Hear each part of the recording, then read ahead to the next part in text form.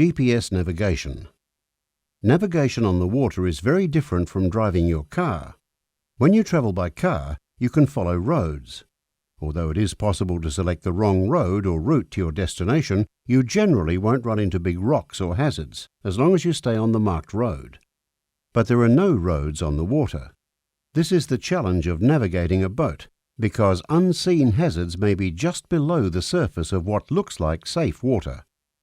Incorrect use of electronic navigational devices can increase the potential of coming across these hazards if the skipper uses the wrong datum or outdated electronic charts, or inappropriate modes that don't show navigation aids or hazards. And not every GPS unit is completely accurate, either because it is set with the wrong datum or has outdated software, and like any other electronic equipment dependent on battery power, don't rely on it by itself. In a number of fatal marine incidents, boats have run aground or into obstructions where people have relied on their GPS systems alone. A GPS is no substitute for sound watchkeeping and navigational practices, and should only be used in conjunction with other aids to navigation.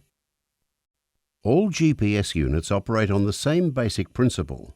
There are satellites in orbit, and the distance between these and your receiver, and some reference point, provides a pretty exact measure of where you are on the surface of the Earth. There are numerous GPS receivers available on the market. Basically, they're either handheld or mounted.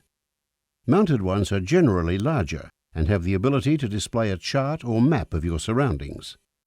In Australia, a GPS will determine your position with reference to a fixed point or datum, called WGS 84. This is the same reference point used for most nautical charts. When you turn your GPS on, it will tell you what datum it is using.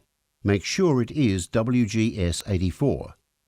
If you're using the wrong datum, you run the risk of not being where you think you are and having a marine disaster. The Australian Hydrographic Services publishes lots of information about GPS on their website. The basics of most GPS receivers are the same. When you turn it on, it will start up or initialize. This means it will collect data from a number of satellites and will display the number of satellites it's found. The more satellites, the more accurate will be the position it gives you. You need to know this position is accurate. Maritime Safety Queensland is rolling out a number of verification marks around Queensland, so you can check your startup position before you head out on a trip. A list of these can be found on the Maritime Safety Queensland website. Check your chart datum at this time too, and make sure you're using WGS 84.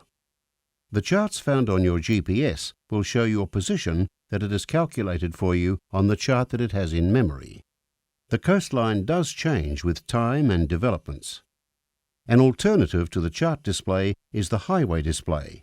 This will show your position, usually at the bottom of the screen, as an arrow with a line going up the screen and into the distance, showing the direction in which you're travelling. Each part between waypoints is known as a leg. You may also have a waypoint listed that can be displayed on the receiver. You can usually name waypoints once you've saved them so they can be reused on later voyages. Using waypoints can make your voyage safer, but you should never rely totally on the accuracy of your GPS. You must keep a proper lookout at all times, using sight and hearing. This is an international law. Your GPS can only help you navigate.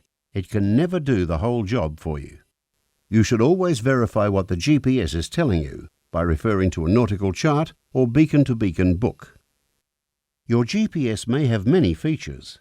Consider some additional training from your supplier, your BoatSafe trainer, the Volunteer Coast Guard or Volunteer Marine Rescue to improve your knowledge and understanding of the unit and how it can help you navigate. You should always remember the following points.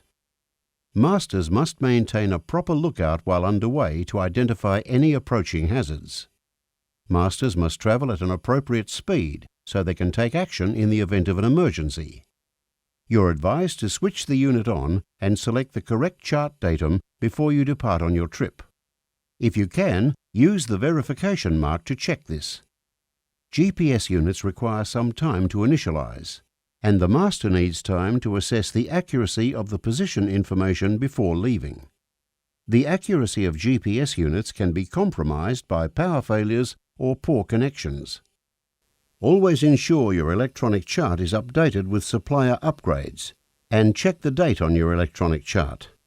A GPS position isn't a real position until you plot it on a chart. When going to a waypoint in a straight line, check what's between your boat's initial location and the waypoint. You must always keep a lookout. Consult navigational charts and publications in addition to using your GPS. Be aware of areas under construction or development, as hazards may change frequently. A good way of maintaining safety information is through Notice to Mariners, which can be found on the Maritime Safety Queensland website.